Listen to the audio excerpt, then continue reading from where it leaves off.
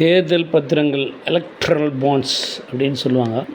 இந்த பெயரில் மிரட்டி பணம் வசூலித்ததாக புகார். மத்திய மந்திரிகள் நிர்மலா சீதாராமன், ஜே.பி. நட்டா மீது வழக்கு.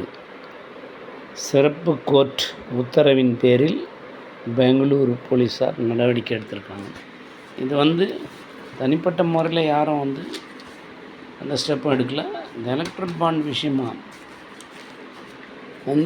பெங்களூரு போலீஸார் நடவடிக்கை எடுத்தாலும் சிறப்பு கோர்ட் அவங்களுக்கு அனுமதிச்சிருக்கு. எலக்ட்ரல் பாண்ட்ஸுன்னு சொல்லிட்டு ஏற்கனவே தேர்தல் பத்திரங்கள் பல கட்சிகள் பல ஆயிரம் கோடிகள் வாங்கியிருக்கிறாங்கன்னு சொன்னாலும் பிஜேபி தான் நம்பர் 1 இருக்குதுன்னு எல்லாருக்கும் அந்த இது டிவியில் காட்டும் போதே தெரியுது. இருந்தாலும் இது வழக்கு போட்டிருக்காங்கன்றது சிறப்பான ஒரு விஷயந்தான் இது.